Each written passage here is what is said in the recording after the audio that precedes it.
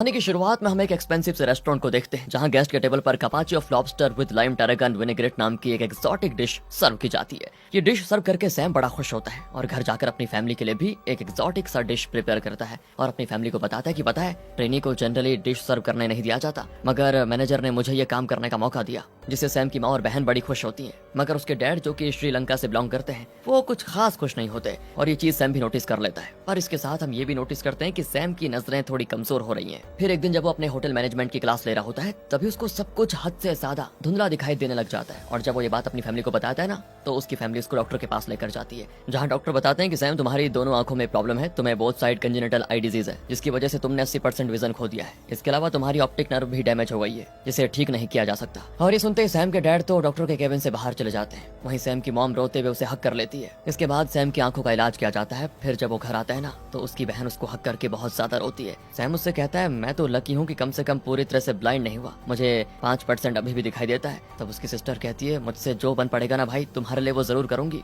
फिर अगले दिन की बात है दोस्तों, सैम के पेरेंट्स उसको समझाते हैं कि बेटा तुम्हें अब स्पेशल स्कूल में पढ़ाई करनी चाहिए, पर सैम नहीं मान रहा होता है। तब उसके डैड उसको एक पेपर देते हैं और कहते हैं पढ़ के सुनाओ, मगर सैम को तो दिखाई नहीं देती उतनी छोटी छोटी चीजें। तब उसके डैड कहते हैं कि जब तुम रीड नहीं कर पा रहे हो तो बाकी सारी चीजें कैसे मैनेज करोगे बेटा। ये कहकर वो अपने रूम से चले जाते हैं और सैम अपनी मॉम से कहता है कि माँ आप प्रॉमिस करो मैं पढ़ाई करूंगा तो अपने स्कूल में और आप मुझे करवाओगे, मैं स्कूल चेंज नहीं करने वाला। तो उसकी मॉम भी उसे प्रॉमिस कर देती है। लेकिन जब सैम क्लास अटेंड करने जाता है ना तो उसे बोर्ड पे टीचर क्या पढ़ा रही है दिखाई नहीं देता। वो सुनकर चीजें लिखने की कोशिश करता है मगर दिखाई न देने की वजह से वो अपनी नोटबुक में सही से लिख भी नहीं पाता, उसकी लिखावट ओवरलैप हो जाती है। सैम मैग्नीफाइंग ग्लास लगाकर भी अपनी लिखी हुई चीजों को पढ़ने की कोशिश करता है मगर नहीं पढ़ पाता। अब क्या है दोस्तों, उसको दिखाई तो देता नहीं ढंग से, इसलिए क्लास में होने वाली हर छोटी मोटी आवाज उसके कानों में तेज सुनाई देती है। जैसे कोई जूता रगड़ रहा होता है, कोई च्युइंगम चबा रहा होता है, तो कोई पेन से लिखते हुए कुछ कर रहा होता है, तो ये सारी चीजें उसको बहुत तेज आती है। ये सारी आवाजें सैम को अलग अलग से सुनाई देती है, मतलब जिस पे आज तक उसका कभी ध्यान भी नहीं गया। फिर भी सैम किसी तरह से टीचर की बातों पर फोकस करने की पूरी कोशिश कर रहा होता है। इसी तरह कुछ दिन बीत जाते हैं और फिर सैम कई सारे 5 स्टार होटल में ट्रेनिंग के लिए अप्लाई करता है मगर उसकी डिसेबिलिटी की वजह से उसको रिजेक्शन ही मिलते हैं। तभी उसे किसी डिसेबल्ड इंस्टीट्यूट में अप्लाई करने को कहते हैं मगर सैम इतनी आसानी से हार नहीं मानना चाहता।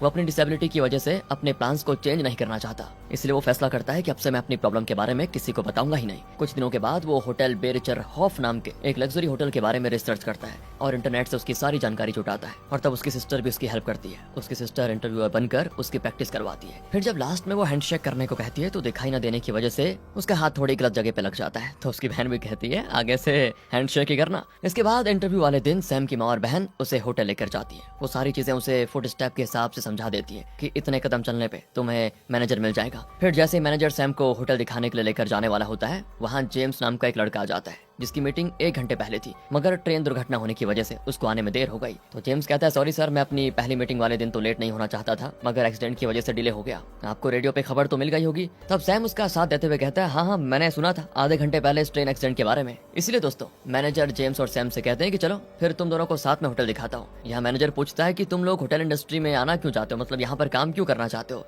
तो सैम बताता है मेरे डैड श्रीलंका से बिलोंग करते हैं। जब मैं 14 साल का था तो उनके साथ श्रीलंका गया था जहाँ अपने डैड के बड़े भाई से मैं मिला था जो कि बहुत ही अच्छे होटल में काम करते थे। वो एक दिन मुझे अपने साथ लेकर गए और तब से मुझे होटल में काम करने का बहुत शौक था क्योंकि होटल में कई तरह के लोग रहने आते हैं जिससे हम अलग अलग भाषा, संस्कृति, धर्म और पहनावे के बारे में जान पाते हैं। यहाँ कोई भेदभाव नहीं होता। ये सब कहते कहते सैम आगे निकल जाता है जबकि उन्हें टर्न होना था तो जेम्स सैम को सही रास्ते पर लेकर जाता है। बेचारा सैम दिखाई न देने की वजह से गिरते गिरते बचता है। इसके बाद मैनेजर इनको होटल रूम दिखाने के लिए लेकर जाता है जहाँ पे हाउसकीपिंग की एक लेडी साफ सफाई कर रही होती है और उससे जेम्स का नैन मटक्का हो जाता है। फिर इनको किचन में लेकर जाया जाता है जहाँ हेड शेफ एक बहुत ही बड़ी डिश का नाम लेकर एक्सोटिक डिश बनाने के लिए कह रहा होता है। अब सैम देख तो नहीं पाता मगर उसको नाइफ से कटिंग की आवाज, खाने को चलाने की आवाज, चिकन को सिजलिंग करने की आवाज सब कुछ बड़े अच्छे से सुनाई देती है तो वो उन आवाजों को नोटिस करता है। इसके बाद मैनेजर इनको अपने हेड शेफ मिस्टर क्रोहन से मिलवाते हैं जो कि पहले क्रूज शिप पे काम किया करता था, इसलिए वो काफी स्ट्रिक्ट है और उसे हर काम बिल्कुल परफेक्ट चाहिए। फिर इन्हें इस होटल के कई रेस्टोरेंट में से एक में लेकर जाया जाता है। यहाँ पर 15 टेबल्स हैं जो कि हर रात फुली बुक्ड रहते हैं और इस रेस्टोरेंट को मिस्टर क्लैन मैनेज किया करता है। अब मिस्टर क्लैन से कुछ पर्सनल बात करने के लिए मैनेजर उसे साइड में लेकर जाता है। दोस्तों तब जेम्स सैम से कहता है कि मुझे तो समझ नहीं आ रहा पर तुम्हें कोई दिक्कत है क्या। तो सैम कहता है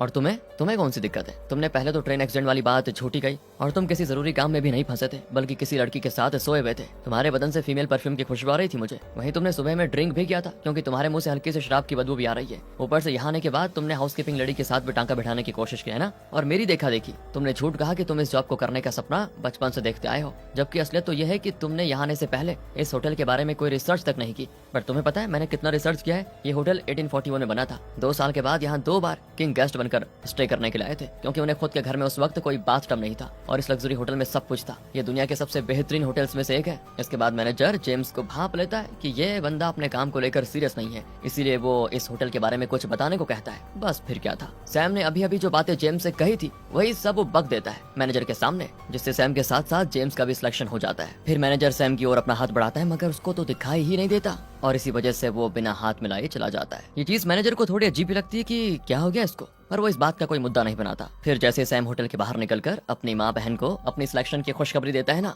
वैसे ही वो उसको बधाई देते हुए गले लगा लेती है। फिर सैम को होटल के नजदीक ही रूम रेंट पे लेना पड़ जाता है, क्योंकि होटल से उसका घर बहुत दूर है, रोजाना आना जाना पॉसिबल नहीं होगा। इसीलिए सैम की सिस्टर उसे इस घर में शिफ्ट करने में मदद करती है और फिर यहाँ से होटल का हर रास्ता, फुट स्टेप और आसपास की चीजों को टच करवाकर उसको समझाती है कि क्या चीज कैसे होगी। पहले दिन तो वो सैम को होटल के बाहर तक छोड़कर आती है। इसके बाद होटल के अंदर मैनेजर सभी से कहता है कि हमने 300 लोगों में से आप 30 लोगों को सिलेक्ट किया है ट्रेनिंग के लिए, क्योंकि हमें लगा कि आप सब में इस प्रोफेशन के लिए सबसे ज्यादा टैलेंट है। उम्मीद करते हैं कि अब से आप सभी हमारे होटल में चली आ रही जो मान सम्मान की प्रथा है उसको आगे बढ़ाएंगे, हमारे गेस्ट के साथ सही से पेश आएंगे। इधर मैनेजर इनको सारी बातें समझा रहा होता है और वहीं उनकी नजरों से बचकर जेम्स इशारों इशारों में एक लड़की से उसका फोन नंबर मांग रहा होता है और वो लड़की भी स्माइल किए जाती है। तो जेम्स सैम के कंधे पे हल्का सा धक्का देकर दिखाने की कोशिश करता है कि देखो तुम्हारे भाई ने यहाँ भी लड़की सेट कर ली, पर बेचारे सैम को तो कुछ दिखाई नहीं देता। उसका सारा ध्यान होता है मैनेजर की बातें सुनने में। इसके बाद इन 30 लोगों को अलग अलग ग्रुप में बांट दिया जाता है। मिस अना नाम की होटल स्टाफ के अंदर Hina, Sam, Tim, Irina,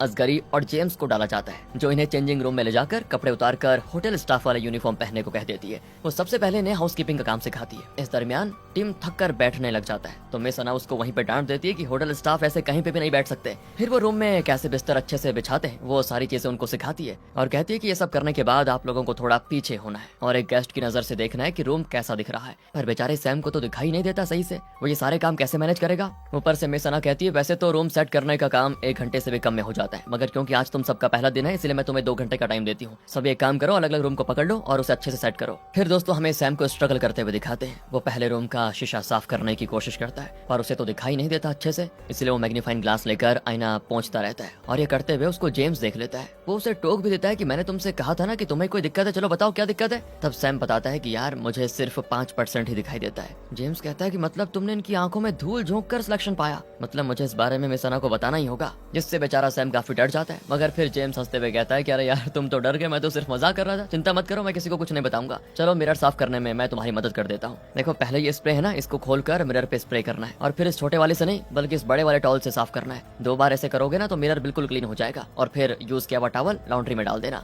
James आगे बताते तुम्हें पता है मेरे डैड का भी एक रेस्टोरेंट है जिसमें वो बाद में मुझे काम करवाना चाहते हैं और देखो ना नसीब भी कैसे खेल खेल गया, मैं ये काम बिल्कुल भी नहीं करना चाहता था पर मैं कर सकता हूँ। वहीं तुम इसको दिलो जान से करना चाहते हो मगर तुम सही से कर नहीं पाओगे। इसके बाद दोस्तों हम देखते हैं कि जेम्स सैम की काफी मदद करता है। वो यहाँ उसका दूसरा आंख बनकर सारी चीजें बताता है उसे कि कौन सी चीज कहाँ पे है, यहाँ तक कि वो फुट स्टेप काउंट करके भी बताता है कि कितने फुट स्टेप के बाद सीढ़ी है, कितने फुट स्टेप के बाद कॉरिडोर खत्म हो रहा है और किस और मुड़ना है तुम्हें। पर जैसे कि हमें पता है जेम्स थोड़ा लापरवाह टाइप का बंदा है, तो वो गलती से उसको बता देता है कि एक जगह पर 6 सीढ़ी है मगर वहाँ पे 7 होती है, जिसकी वजह से बेचारा सैम गिर पड़ जाता है। उसे थोड़ी चोट भी आ जाती है और उस चोट पे उसे खुद से ही मैग्नीफाइंग ग्लास की मदद से मरहम भी लगाना पड़ जाता है। अब दोस्तों आपको एक मजेदार किस्सा बताता हूँ। तो होता यह है कि एक मिडिल एज लेडी गेस्ट को सैम पे क्रश आ जाता है और वो रूम सर्विस के दौरान सैम के सामने सारे कपड़े उतार कर खड़ी हो जाती है, पर सैम को तो दिखाई नहीं देता, इसलिए वो कहता है किसी और चीज की जरूरत हो तो हमें याद कीजिएगा मैडम। और ये कहने के बाद वो आराम से रूम के बाहर चला जाता है। वो औरत सोच में पड़ जाती है कि सामने आए मौके को ऐसे कौन गवाता है। फिर अगले दिन जब सैम उसी रूम में रूम सर्विस के लिए जाता है तो वो गलती से वॉशरूम में चला जाता है और उसे समझ में आ जाता है कि यहाँ पर कुछ तो हो रहा है, मतलब कुछ वैसा। तो वो सॉरी कहकर तुरंत वहाँ से जाने लगता है और तब जेम्स कहता है भाई घबरा मत, ये मैं हूँ यार। और फिर वो औरत भी कहती है यहाँ बहुत जगह है, अगर तुम चाहो तो हमें ज्वाइन कर सकते हो। मगर सैम तो उल्टे पांव वहाँ से निकल जाता है। फिर एक दिन सैम किचन में प्लेट साफ कर रहा होता है तो हामिद नाम का किचन स्टाफ नोटिस कर लेता है कि सैम को दिखने में प्रॉब्लम है, इसलिए वो सैम को कन्फ्रंट करता है, जिससे बेचारा सैम डर जाता है कि अब क्या होगा। मगर हामिद कहता है डरो मत, अपनी प्रॉब्लम बताओ, क्या पता मैं तुम्हारी मदद कर पाऊँ, क्योंकि अगर गेस्ट तक गंदा प्लेट पहुंचाओगे तो हम सबकी क्लास लग जाएगी। तो तब सैम एक्सेप्ट कर लेता है कि हाँ प्रॉब्लम तो होती है मुझे देखने में। मगर दोस्तों कितनी प्रॉब्लम, ये बात वो हामिद को नहीं बताता। फिर जब सैम कचरा फेंकने के लिए जाता है तो उसे एक लड़की गुनगुनाते हुए सुनाई देती है। पता नहीं वो कौन है, कैसी दिखती है, मगर सैम को पसंद आ जाती है और ये बात अगले दिन जॉगिंग करने के दौरान वो जेम्स को भी बता देता है। अब अगले दिन बर्न नाम का एक स्टाफ ऑफिस गया होता है और उसकी जगह पे आज सैम को काम सौंपा जाता है, जहां उसकी मुलाकात होती है नीली आंखों वाली खूबसूरत सी लौरा से। और इसी की कल सैम ने वो सुरीली आवाज सुनी थी। इसके बाद सैम को किचन में हेड शेफ स्लाइसिंग मशीन पे उसे मीट स्लाइस करने का काम देता है और उस वक्त उसके पास में ना तो मदद करने के लिए जेम्स होता है और ना ही हामिद, इसीलिए गलती से बेचारे की उंगली कट जाती है। सैम को लगता है कि हल्का फुल्का कटा होगा, पर उसके हाथ से ढेर सारा खून निकल रहा होता है, जिससे आसपास के बाकी स्टाफ भी जरा घबरा जाते हैं कि क्या होगा। और तभी वहाँ पर हामिद आ जाता है, जो जल्दी से पहले उसकी मरहम पट्टी करता है और उसे टेटनस की सुई लगाने की सलाह देता है। लेकिन दोस्तों इस इंसिडेंट से हेड शेफ को भी सैम पे शक हो जाता है कि कुछ तो गलती है इसमें, और वो अपने डाउट्स को क्लियर करने के लिए पता है क्या करता है, वो किचन से सभी के जाने के बाद धीमे से एक बर्तन जमीन पे रख देता है और फिर आवाज लगाकर सैम को बुलाता है। अब बेचारे सैम के सही से ना देख पाने की वजह से उसके पैरों से वो बर्तन टूटकर गिर जाता है, जिससे साबित हो जाता है कि सैम को सही में दिखाई नहीं देता। और तब शेफ प्यार से उससे उसकी प्रॉब्लम पूछते हैं और वो भी ईमानदारी से सारी बातें सच बता देता है। तो शेफ कहते हैं कि देखो, अगर तुम होटल में काम करना ही चाहते हो तो फिर तुम्हें सारा काम सीखना तो पड़ेगा। मैं जानता हूँ कि तुमने ऐसे स्लाइसर पहले कभी यूज नहीं किया होगा, इसलिए तुम्हें अंदाजा नहीं हुआ, लेकिन एक बार मैं तुमसे स्लाइसर के सारे पार्ट पुर्जे डिसेंबल करके फिर से असेंबल करवाऊंगा तो तुम्हें अंदाजा हो जाएगा कि ये काम कैसे करता है और ऐसी दुर्घटना फिर दोबारा नहीं होगी। और फिर क्या था दोस्तों, वो अगले दिन मीट इतने बढ़िया तरीके से स्लाइस करता है ना कि सभी हैरान हो जाते हैं। इसके बाद सैम जेम्स से कहता है कि मैं तो लौरा को देख नहीं सकता, जरा तुम ही उसको देखकर बताओ ना कैसी दिखती है। तो जेम्स भाई साहब लौरा को ताड़ने लग जाता है और उसकी बॉडी के फीचर्स एक एक करके सैम को बताता है और फिर कहता है छोड़ो भाई, तुम्हें कोई और मिल जाएगी क्योंकि ये तो पहले से बुक्ड है?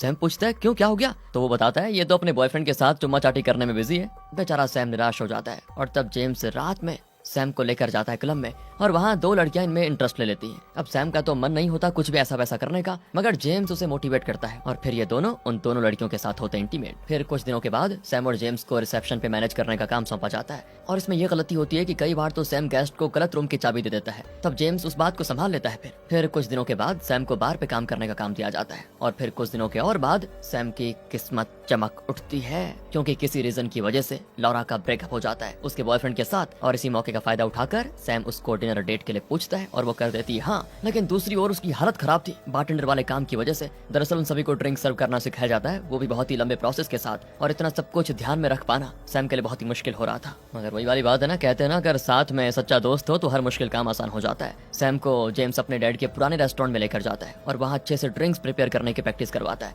शुरू में तो सैम डरते डरते सब कुछ कर रहा होता है, लेकिन जैसे उसे अंदाज मिल जाता है ना, फिर तो वैसे परफेक्ट काम करता है कि क्या बताएं। नाचते गाते हुए ड्रिंक बनाने लग जाता है एंड फिर इसके अगले दिन वो इंस्ट्रक्टर के सामने बहुत ही अच्छे तरीके से ड्रिंक रेडी करने में कामयाब हो जाता है, जिससे इंस्ट्रक्टर को पता ही नहीं चलता कि सैम को दिखने में भी कोई प्रॉब्लम है। अगली रात सैम डिनर डेट के लिए लौरा को जेम्स के रेस्टोरेंट में ही बुलाता है, जहां वो लौरा के लिए कुछ बेहतरीन डिश ऑर्डर करता है और ये बातें जेम्स ने उसे कही थी, मतलब ये ऑर्डर करने के लिए। फिर इनके बीच बातों का सिलसिला शुरू हो जाता है और सैम को पता चल जाता है कि लौरा का 5 साल का बेटा भी है, पर इससे सैम को कोई खास फर्क नहीं पड़ता। कुछ देर के बाद इस रेस्टोरेंट में एक मॉडल आती है जिसे हर लड़का घूरता है, मगर सैम सिर्फ लौरा को ही देखता रहता है और ये बातें लौरा को बड़ी अच्छी भी लगती है। अगली रात जब सैम अपनी बार टेंडर वाली ड्यूटी पे होता है ना, तो जेम्स उससे पूछता है कि तुमने अपनी प्रॉब्लम के बारे में लौरा को बताया या नहीं। सैम कहता अभी तो नहीं, लेकिन जल्द ही बता दूंगा। और फिर हम देखते हैं कि आज की रात कुछ ज्यादा ही लंबी निकल जाती है। आधी रात तक गेस्ट्स भर भर के आते हैं और जब 2-4 लोग ही बचे होते हैं तो जेम्स कहता है वो लड़की मुझे लाइन दे रही यार, मैं तो चला अपनी रात रंगीन करने के लिए, तू संभाल ले। पर दोस्तों इंस्ट्रक्टर की नजर सैम पर पड़ जाती है।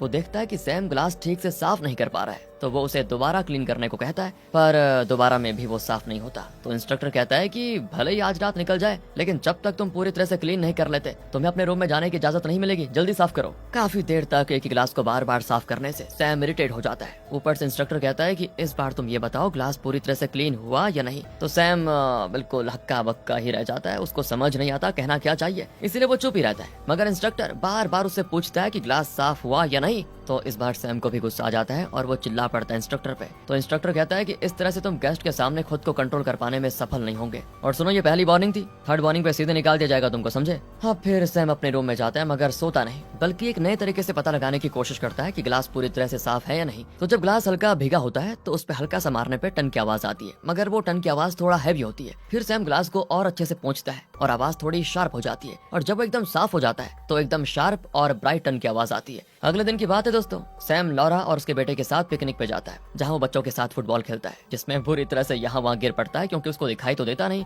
लेकिन बच्चों और लॉरा को लगता है कि सैम ये चीजें जानबूझकर कर रहा है, मतलब एक्टिंग कर रहा है। अब रात में सैम लॉरा को उसके घर छोड़ने जाता है, जहाँ जाते के साथ ही लॉरा का बेटा तो सो जाता है, और इसके बाद ये दोनों बातचीत करते हैं, जिससे सैम को पता चल जाता है कि लॉरा ने अपने हस्बैंड को इसीलिए छोड़ा क्योंकि वो बहुत झूठ बोलता था। अब सैम सोचता है कि झूठ तो मतलब मुझे भी अपनी बात बता देनी चाहिए इसको, वरना ये भी समझे कि मैंने इससे झूठ कहा, पर फिलहाल के लिए वो चुप ही रहना सही समझता है। फिर लॉरा उसे किस विस करती है और सैम अपने रूम में चला जाता है। अगले दिन सैम की नींद खुलती है लेट में थोड़ा, जिससे उसके होटल पहुंचने में थोड़ा लेट हो जाता है। आज से सैम और उसके ग्रुप वालों के रेस्टोरेंट में ट्रेनिंग थी, और इंस्ट्रक्टर वही पुराना बार वाला ही होता है। वो सैम को टोकता है कि वाह, तुम तो रेस्टोरेंट की ट्रेनिंग के पहले दिन ही लेट पहुंचे हो, ये तुम्हारी सेकंड वार्निंग है, और पता है ना तीसरी वार्निंग पे क्या होता है, निकाल दिया जाता है सीधे, और साथ ही साथ इसके लिए तुम्हें लिखित में भी वार्निंग रिसीव हो जाएगी। अब बस एक और गलती तुम खत्म। इसके बाद इंस्ट्रक्टर सैम को उसकी ढीली टाई टाइट करते हुए कहता है, इसको भी ढंग से कर लो पहले। अब दोस्तों कुछ ऐसा होता है जिसके बारे में सैम ने कभी सोचा भी नहीं था। दरअसल उसकी मॉम कॉल करके उसे घर बुलाती है, और फिर वो बताती है कि तुम्हारे डैड लास्ट वीक श्रीलंका गए थे, और हमें उस वक्त ये नहीं पता था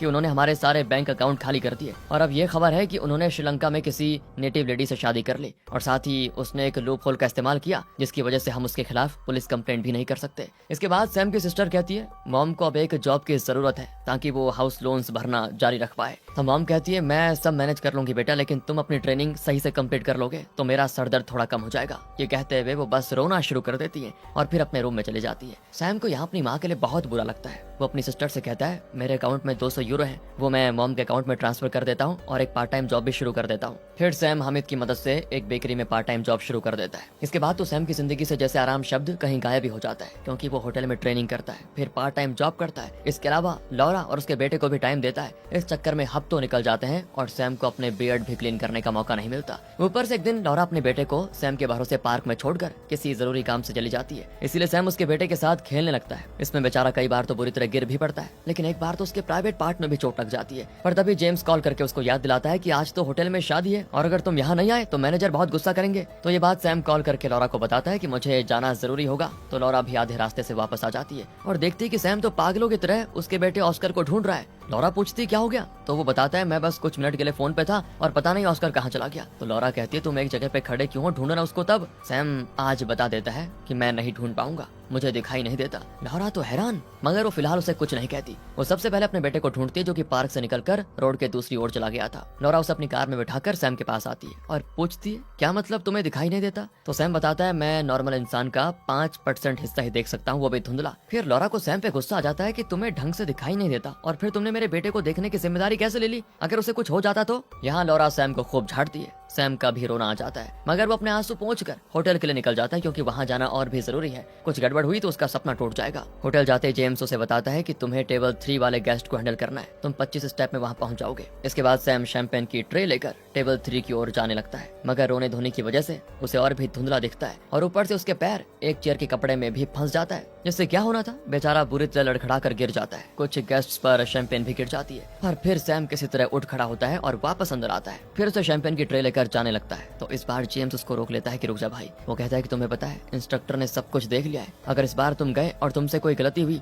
तो तुम्हें पक्का निकाल दिया जाएगा, इसीलिए मैं एक दोस्त होने के नाते यही कहूंगा कि तुम बाहर ना जाओ, तुम्हारी जगह मैं चला जाता हूँ। पर सैम नहीं मानता। अब उसको दोबारा से सही तरीके से ट्रे लेकर आते देखकर सारे गेस्ट्स क्लैप करके उसको चीयर करते हैं। पर इस बार तो दोस्तों पहले से भी ज्यादा बड़ा बखेड़ा खड़ा हो जाता है, क्योंकि वो अचानक से वेडिंग केक से टकरा जाता है और वेडिंग केक की ऐसी तैसी हो जाती है। सारे गेस्ट्स भी शॉक कि अब क्या करें। ये देखकर तो दोस्तों इंस्ट्रक्टर का खून खौल जाता है। वो गुस्से में सैम का हाथ पकड़कर उसको होटल से निकालते हुए कहता है अंधे हो गए हो क्या तुमसे जरा से भी। और तब सैम भी जरा जोर से कह देता है कि हाँ मैं सच में अंधा हूँ, आपको मेरी तरह हर चीज याद नहीं करनी पड़ती, इसलिए आपको मेरी तकलीफ समझ में नहीं आएगी। तो इंस्ट्रक्टर उसको रेस्टोरेंट से बाहर धक्का देकर निकाल देता है और कहता है कि दफा हो जाओ। फिर वो दुल्हन को देखता है, वो अपनी शादी के दिन ये तमाशा होने से बहुत परेशान हो जाती है और फूट फूट कर रोती भी है। इस तरह दोस्तों सैम की लाइफ से 3 बहुत जरूरी चीजें जा चुकी होती है। पहले तो पिता का हाथ, दूसरी लॉरा का साथ, तीसरा होटल का सपना। सब कुछ खत्म हो चुका था और अब उसके पास बेकरी वाली वो पार्ट टाइम जॉब ही बची होती है। अब वहाँ हामिद नोटिस करता है कि जब से सैम ने बेकरी ज्वाइन किया है तब से उसने नशीली गोलियां लेना शुरू कर दिया है और अब ये सब होने के बाद तो उसने नशीली गोली लेने का जो मात्रा है वो भी बढ़ा दी है। तो हामिद उसको टोकता है कि यार एक बात बताओ, ये क्या कर रहे हो तुम, ये सब तुम्हारे लिए नुकसानदायक है। मगर सैम उसे गुस्से में जवाब देता है कि अपने काम से काम रखो प्लीज। इसके बाद वो अंधाधुंध दारू पीकर क्लब वगैरह में जाता है और अजीब तरीके से डांस वगैरह करता है, जिसकी वजह से लड़कियां थोड़ा अनकंफर्टेबल हो जाती हैं और बाउंसर फिर वहां कर सैम को निकाल देते हैं। जिसके बाद सैम बेधड़क बिना फुट स्टेप गिने अपने घर की ओर जाने लगता है, मगर रोड पे जो सीढ़ियां बनी होती है ना, उसी से गिर जाता है। बेचारे के सर पे काफी चोटें आ जाती है। आसपास के लोग फिर उसको हॉस्पिटल पहुंचाते हैं, जहाँ फिर सैम की सिस्टर आती है और कुछ देर के बाद यहाँ जब जेम्स को पता चलता है तो वो भी आ जाता है, पर उसका ज्यादा ध्यान सैम पे नहीं बल्कि उसकी खूबसूरत बहन पे होती है। खैर दोस्तों, जेम्स तो छिचोरा है ही, मगर सैम की बहन उसे बताती है कि मॉम को जॉब मिल गई है, तुम्हें अब परेशान होने की जरूरत नहीं है। और तब सैम अपनी सिस्टर से कहता है कि अब मुझे भी रियलाइज हो गया कि मैं अब एक नॉर्मल जिंदगी तो नहीं जी पाऊंगा, मुझे मेरी डिसेबिलिटी के साथ ही जीना सीखना होगा। कुछ दिनों के बाद दोस्तों हम सैम को एक ऐसी कंपनी में जॉब करते हुए देखते हैं जहाँ पे 40% एम्प्लॉयज या तो पूरी तरह से ब्लाइंड है या उन्हें देखने में कोई प्रॉब्लम है। यहाँ कस्टमर केयर का काम ही होता है, यानी एक जगह घंटों बैठकर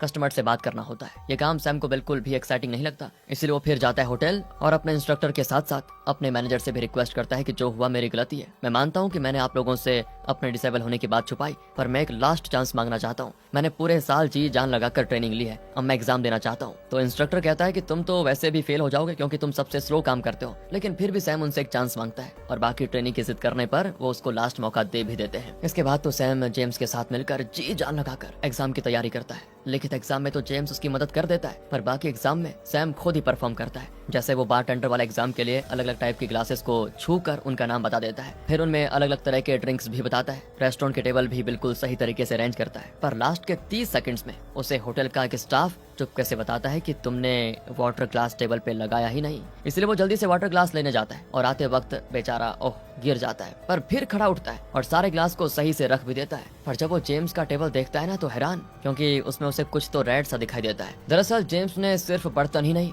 बल्कि रोज की पंखुड़ियों से टेबल को सजाया था और सारे लोगों में सैम का टेबल उतना कुछ खास नहीं लगता। मगर एग्जामिनर कहता है क्योंकि तुमने बाकी के एग्जाम्स में अच्छा परफॉर्म किया, इसलिए मैं तुम्हें इसमें भी पास कर रहा हूँ। जिससे सैम के साथ साथ बाकी लोग भी बड़े खुश होते हैं क्योंकि सबको सैम के स्ट्रगल के बारे में बहुत अच्छे से पता है। खैर दोस्तों, इस इंटर्नशिप के पूरे होने की खुशी में एक प्यारी सी पार्टी की जाती है, जहाँ इंस्ट्रक्टर सैम की मेहनत और लगन को देखते हुए उसे अपने एक प्राइवेट बार में काम पे रखना चाहता है। मगर सैम पोलाइटली मना करते हुए कहता है, सर मेरा प्लान है जेम्स के साथ उसके डैड के रेस्टोरेंट में काम करना। और सही में दोस्तों, इन दोनों के साथ में काम करने से जेम्स के पुराने से रेस्टोरेंट में 4 चांद लग जाते हैं और उसकी खुशी में शामिल होने के लिए लॉरा भी आ जाती है। क्योंकि जब लॉरा के बेटे ऑस्कर ने उससे पूछा कि अब हम सैम से क्यों नहीं मिलते, तो लॉरा ने उसको सारी बातें बता दी। तो उस छोटे से बच्चे ने अपनी माँ को समझाया कि माँ, सैम ने झूठ इसीलिए बोला ताकि वो हमारे साथ नॉर्मल लोगों की तरह रह सके और हम उसको दया की नजरों से नहीं बल्कि बराबरी की नजरों से देखें। इसीलिए दोस्तों लॉरा सैम को एक और मौका देती है और इनकी रिलेशनशिप फिर से शुरू हो जाती है, लेकिन इस बार इस शर्त के साथ कि लॉरा से वो कोई झूठ नहीं बोलेगा। और इसी के साथ ये मूवी हो जाती है यहाँ पर खत्म।